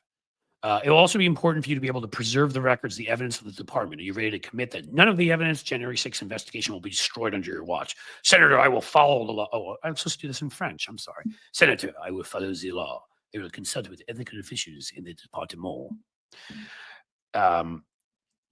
Do you see, then Schiff came back, do you see any ethical basis to destroy the evidence? Why can't you answer the question? It was a simple question. Remember the other day we had Tammy Duckworth, who was like, answer the question, answer the question. It's a yes or no question. She even started screaming at Pete Hegseth. I don't think Schiff went quite that point, but to that point. But again, they want to filibuster. That's what they want to do. Well, I'll follow the law, blah, blah. That's not what he asked you. He didn't ask if you follow the law. He said, will you not destroy any evidence? And she, of course, won't answer that. You see any ethical basis to destroy evidence on the January 6th investigations, what he asked? Then why can't you answer the question? Why can't you say to commit to the committee that you will never destroy evidence on January 6th investigation? Why can't you give this committee and the American people that insurance, Schiff said. And here's where Bondi again, after saying she would never mislead the American people. Are you frightened because evidence was destroyed against President Trump that was false? So she's lying and under oath. They have a word for that. I believe it is perjury, and you should be the Attorney General if you commit that. Why do you have such difficulty answering the question? Schiff replied. And she, of course, kept backing off, kept running away. She literally refused to answer what she would do and wouldn't do. So think about the questions asked of her there. All right. They were very simple and straightforward. Will you tell the Americans the truth about the 2020 election? Wouldn't answer. Will you not destroy evidence? Wouldn't answer. Will you look at all these on day one, the January 6th pardons? And on that, she kind of BS'd her way through it a little bit, and then afterwards chose not to answer the question. So, listen, wasn't his fault. Adam Schiff had to go and answer had to go and can of whoop ass on her and basically start almost yelling at her to answer the damn questions because these people don't answer anything they don't think they have to. Should have asked her, maybe he did, about Qatar. Did you like getting paid $115,000 a month to work for people that corrupted the U.S. government, who consider women to be inferior, who consider it illegal to be gay, who like to house terrorists in their ranks? Does that make you proud? I wish somebody had asked her that, but that one I don't think they got to. But I think in the end, Schiff made it pretty clear who she was, that she is a liar, a cheat. She is a traitor because she lied about the 2020 election, and she fits right in with this. And I'm glad that he started yelling at her, no, you won't do this, and no, you're not going to do that.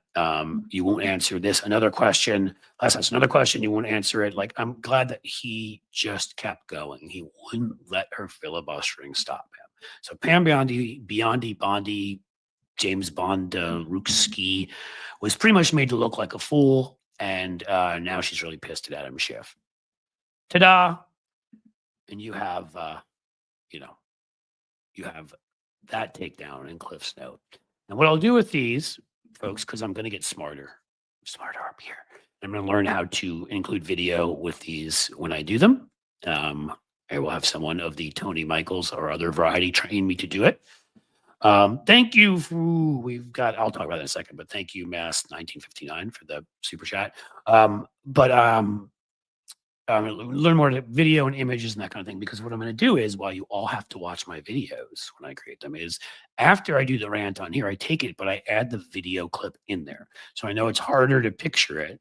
And that may not have even sounded like it was as rough as it was. But if you see the video of it, he just kept going at her about it, kept telling her, you won't answer questions. No, I mean, like she kept trying to sort of hide, and he kept basically kicking some arse. And I think that is important because, again, as we know, way too many Democrats sit there and sort of are like, well, maybe I should be a little more polite, blah, blah, blah, blah, blah. And no, you shouldn't. You need to take these people apart. You need to expose them for who they are. And, if you destroy their careers and make sure they never serve again, well, that will be better for all of us because they don't belong in government. So in any case, that's what happened. I don't know. Any of you Floridians have anything to share on Pam? What do you got? I'm sort of annoyed because I thought I missed a paragraph in here. I thought there was a little bit more when I read through it the first time. But I can just sit here and rub my beard as I'm looking through it and hopefully look like I'm concentrating. So in any case, that's where we are. What do you guys think? Huh? Schiff is that wonderful dog with a bone. Yes, Matthew Tarpley, that never lets up.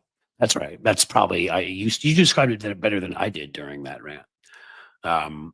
He just kept on her. And again, I don't want to be critical of Democrats. I think his moving to the Senate is huge because we already have Tammy Duckworth there, and we already have Brian Schatz there, and we already have Chris Murphy there.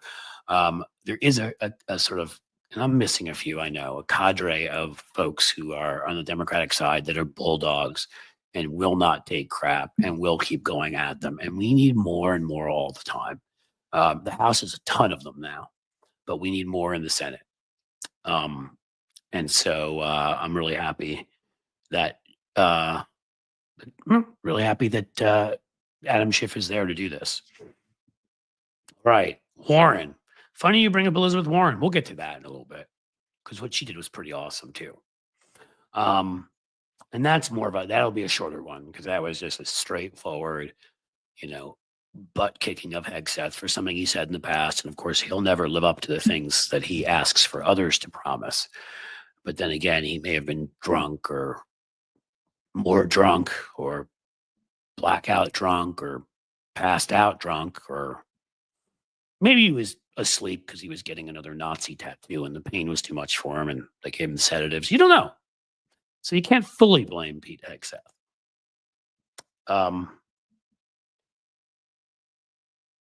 Jamie Jackson, right. I just found the New York Yankees ticket info and fan guide from 2009. Bleachers were $12. Yeah. Different world back then. Somebody earlier, was it Star Gal or I remember I saw the name. I wanted to bring it up while Will was on there because Will's a big baseball fan too. One of you compared me to or said something about me and Lou Piniella. And I don't think you even knew that, like, on that Yankees team when I was like 4 years old, he was my favorite player. So whoever did that, if you're still here, thank you. That's neither here nor there, a little side thing. What else, guys? I can go into the next rant. We are at 3:35. It's amazing how quickly things go by when there's a guest on, huh? But I want to give you guys an opportunity to say some things. I also want to thank the folks and also tell you that, super stickers, super chats help. Patreon memberships help. Substack memberships help. Subscribing at YouTube helps. These are all things that help. So first, Michael McAndrews, hey, he's a new member. And he's already a member over at Patreon, I believe. So he's a member everywhere. Thank you, Michael. I appreciate it. I don't know what to say with you anymore. You've been so kind and generous in so many ways. and Mass 1959 for $4.99. Well, I should put this up on the screen, but I also wanted to let you know while I'm doing this, guys. Again, it's going to be tomorrow when we're going to consolidate the levels and I've told you this before at YouTube. There will be one level that'll be $5.99 because it's just too hard to keep up with these two places that do all this different stuff. So you will get good stuff for $5.99. You'll get some posts. You'll get 2 videos every week on my thoughts that will be just for you guys, and there's some other stuff in there too. But if you want the higher level perks, those are over at Patreon. So you'll have to go there for those. And if you want to be a $3 member, that you'd have to go to Patreon for that too. There's just going to be this one level. So anybody who joins like a 10 and above, I don't know if I saw somebody say you did that, Michael, but I'll probably then, send you a note like I send other folks a note that if they want to be at the 10 or above level, yeah, that was something where you would have to get those perks, do that over at Patreon. Again, I didn't make the rules. I wish that I didn't have to worry about YouTube's monopolization and, them shutting me down and them doing all sorts of things, but it is what it is. And they've created the situation where they won't tell me anything, not me. So yes, we need to grow the free part of this as much as possible, which is everybody subscribing and watching videos. But on the other side of things, I hope it's obvious to you why I'm pushing towards Patreon, because we can be in direct contact. I have your emails, your information there. And so I don't have to worry about a large monopolistic entity one day getting a great tax break from Donald Trump if they shut me down. And not just me, that would be everybody. So thank you. Any case, Michael McAndrews, anybody who joins anything and supports me, I can't tell you how much I appreciate it. Mass 1959, tuning in late. If Will did not mention it, if you can subscribe active to his weekly newsletter through the Inquirer website. He did mention it, actually, Mass 1959, but I appreciate you bringing it up again, and maybe we will try to put it up again before the end of the show. His weekly newsletter, I told people, is basically one of my must reads every week. Comes out, I believe, Tuesday, and he writes a sort of larger main column. I'm going to sort of honestly. But some of what I'm going to do on Substack is going to be modeled after what he does. His is so good because he'll give you the big bulk column that's on politics and then things of interest below and other things he's interested in that some of them are political, but bullet points, music, sports, interesting things. So thank you for the $4.99 super chat. I appreciate it.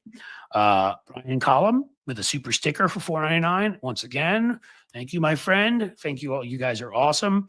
And then the indomitable, unstoppable Sheldon Hughes here, who every time, Sheldon, I can tell you how much I appreciate it, that you continue to give. All I would say is you and Michael McAndrews and others that continually give, yes, please keep doing it. But you only do it if you're in a financial position that's okay. Because that is the one thing I still want to get across, family, health, things like that come first. So if you can do it for the entertainment, hopefully I'm providing, and news I'm providing, and opinions I'm providing, and whatever else, guests, thank you. Please keep doing it, but always only if that is a very doable thing for you and not going to cause you harm, because that is not worth it. We have a new member here in Kerosene Kara. So thank you for becoming a YouTube member. And I'll repeat again, just so you heard what I said, that there'll be the one $5.99 level. We'll get the posts and the videos and such. There's a new meme that somebody made specifically for us. That's awesome because I referred to the 4 horsemen of the American apocalypse. I should have called it the 4 horses' asses because she brilliantly turned them into the 4 horses' asses. They're all billionaires. You've heard of them. I put that up at Patreon just before I went on here. I'll get that over to you guys too. I think you'll think it's funny and like it over YouTube members. And why don't we do one more of these before we head on out of here? Although even after that, we'll talk about stuff. But we didn't get to talk about Mike Turner Hakeem Jeffries had a bit of a rant, not much to go into, but calling Republicans shameless and pathetic. Mike Turner is from Southwest Ohio, actually. He is not anything close to liberal or anything close to moderate. He's a conservative Republican. He is just not a total MAGA nut. He's pro-Ukraine. And so he has been removed from the Intelligence Committee by Donald Trump because you can't have anybody who's not in Vladimir Putin's pants running the Intelligence Committee. Mike Johnson, that little weird weasel that monitors his son's corn all the time, and I'm sure gets his jollies off on it, but totes is a real Christian, and all that stuff. He apparently went to Turner and said, "You've been fired. Mar-a-Lago is concerned," and so that's what it is. Remember when there was a time when these bodies were independent from each other, that was part of the separation of powers, that there was pride in being in the Senate, pride in being in the House. You didn't just do what the president told you to do, even, no matter what party they were from. Right. Not in Donald Trump's cult. Mike Johnson is all about that cult because he's a fake Christian. He might as well be a real cultist somewhere. And so, Moses Mike Johnson, right? The guy who said God spoke to him and said he was like Moses. Yes, you're like Moses. You're more like a deranged, wimpy, doofus version of Pee Wee Herman. You're like Pee Wee Herman's twin, his alternate twin, but the one who's nasty, evil, and lies somewhat about what they do behind the scenes. Right. And what do we got here? We thank everyone for their support. That's right. Please share the content, subscribe. Again, if you guys subscribe at YouTube, which is totally free, you'll get my numbers up. Numbers for the videos will keep going up, and I will benefit from that. So let's talk about Elizabeth Warren for a second. The final of our Cliff's Note takedowns. Elizabeth Warren was sitting questioning Pete Hegseth. Again, we've talked about Pete Hegseth. You know who he is. The guy who wears the Teddy Roosevelt t-shirt and has been publicly drunk on so many occasions. Jack Reed had to sit there and make a list of, for about 3 minutes, Senator Jack Reed, where he kept saying, it's online smear. They're all online smears. And as we've talked about, when he kept trying to not answer Tammy Duckworth about whether he had been ever audited before, because he hasn't been, he's never run an organization big enough, and he got kicked out for financial mismanagement and for sexual impropriety and for public intoxication of the 2 veterans organizations he was in. She just started blasting him and would not let him get away with it. Numerous senators, others that I haven't talked about, Tim Kaine did a great job. I did say Jack Reed. I'm trying to think of others, but Elizabeth Warren did a terrific job. Elizabeth Warren is also great at just staying on the point. And her point with this guy is he'd made this grand pronouncement that generals should never serve as lobbyists in the defense industry after they leave. Because he can say stuff like that when he's busy not washing his hands and getting trace elements of poop all over his coworkers at Fox. Again, how did he get that job? You ever see that thing with him out on Fox when he was out in the sidewalk and they were practicing axe throwing? I may show that eventually in this rant, and threw the axe over the top where it almost hit somebody. He could not even hit the target, which, by the way, if you can't even hit anywhere in there, because I've done axe throwing before, you shouldn't be defense secretary. Throw aside the sexual assault, throw aside the financial impropriety, criminality potentially, throw aside the fact that you're sleazy and you look like you piled a bunch of mayonnaise in your hair, throw aside the fact that you've got a Nazi cross, throw aside the fact that you say women shouldn't be able to serve in combat, even though most of them would kick your ass. All that, you can't throw an axe anywhere close to the target, shut up. And the fact that you've committed multiple infidelities and you would be court-martialed if you were in the military for that, but you want to be the civilian leader, which Scott Jennings thinks is just wonderful and cute and great. So Elizabeth Warren went at him. Well, you said generals should never serve in a military role as a military lobbyist, lobbying for defense companies. Can you agree to the same thing? Well, Senator, there's a long tradition. Can you agree to the same thing? Will you agree to what you said generals should do when you were heading the Pentagon, that afterwards you will never work in the defense industry's lobbies? Senator, I've proven again and again my integrity, and will you agree? It's a yes or no question. It's simple. You said it when you used to be, when you were a pundit, that generals should not do it. Well, blah, blah, blah. And finally, after she went after him enough times, this scumbag comes back with an answer. Well, Senator, I'm not a general. Well, of course you're not, you drunk and you sexual assaulter. You got pushed out of the military. They won't even let you serve in the National Guard to protect Joe Biden's inauguration because you're such an extremist and said such crazy shit. They were scared that you might actually harm the incoming president of the United States. So no, you never made it to general. It's amazing you made it as far as you did, you scumbag. You've broken just about every ethical boundary or law we can all think of.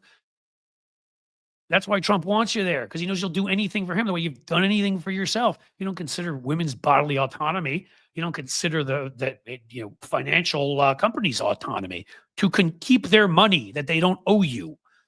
You don't consider the autonomy of people working for you. Hell, you don't consider the autonomy of a bottle of Jim Beam if you could put it away 5 seconds. So no, the BS answer. Well, I'm not a general. Yeah, of course not. Thank God. But what you are, sadly, it looks like going to be, because of one of the most shameful senators in there, Joni Ernst, who from Iowa, a member of the military who was sexually assaulted in the military and is supporting Pete Hegseth. Go home and look at yourself in the mirror, Joni, and why don't you try to figure out what you've become? You cool motorcycle driving lady. That's how she ran her first campaign, all the leather, and she's so cool. You were sexually assaulted. It's horrific. It was in the military. And now you're going to have the 2 civilian leaders of the military be people who did it. Joni Ernst, if she would join likely Susan Collins and Lisa Murkowski, that's it. He doesn't make it.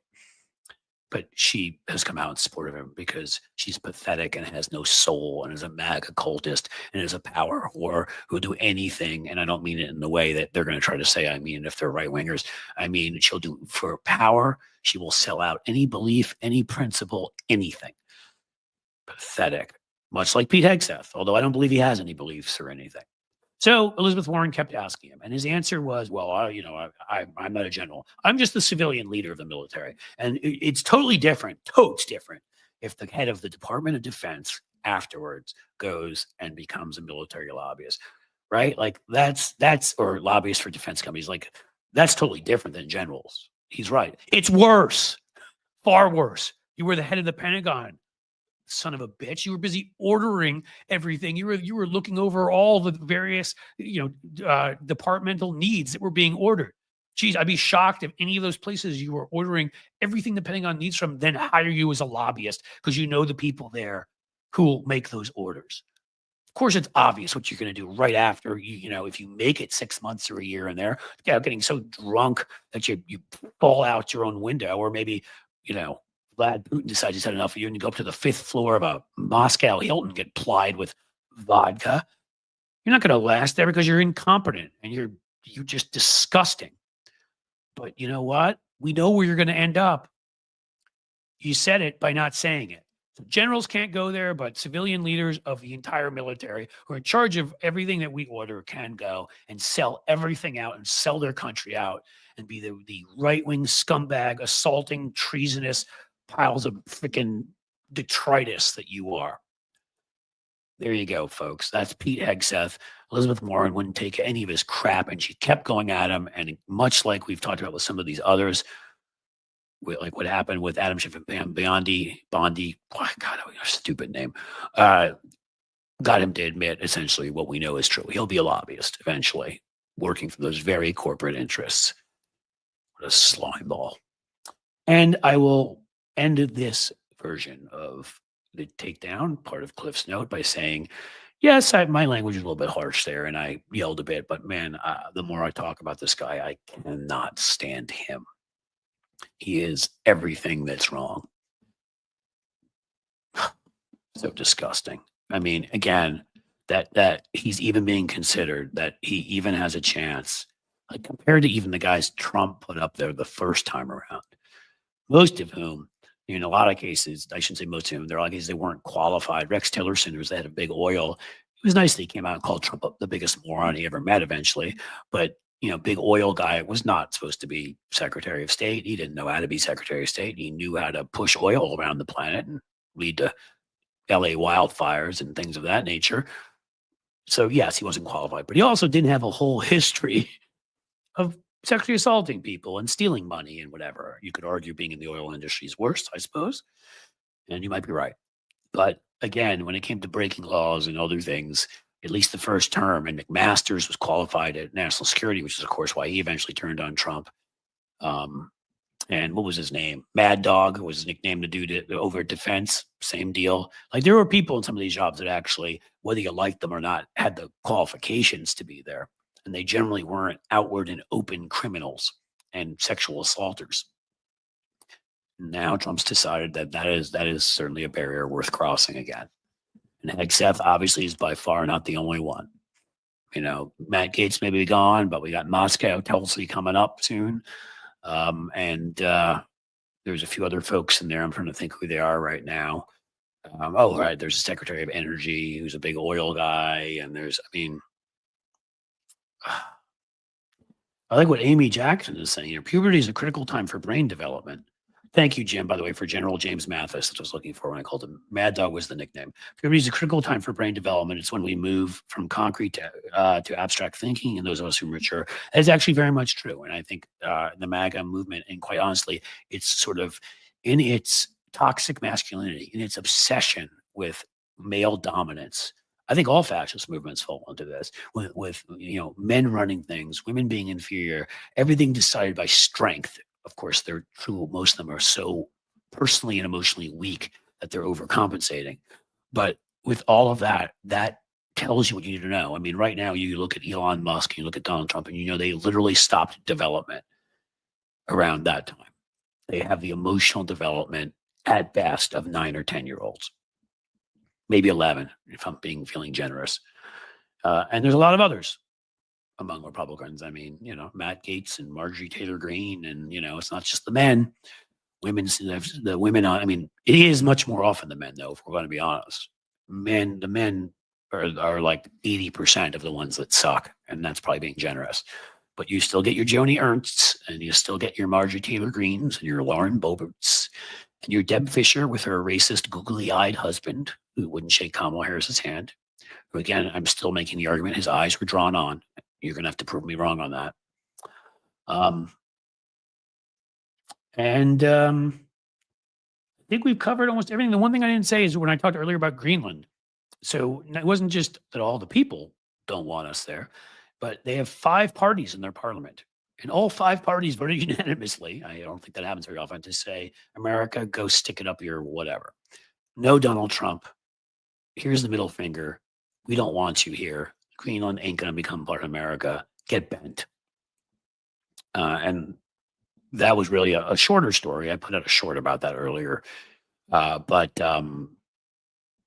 Greenland ain't just inviting the Trump family in to come in and make it a sordid, seedy, gauche, gross, you know, make it look like Mar-a-Lago, where all the men and women will have had 3 different faces, and all the women have had so much plastic surgery, their boobs are above their heads.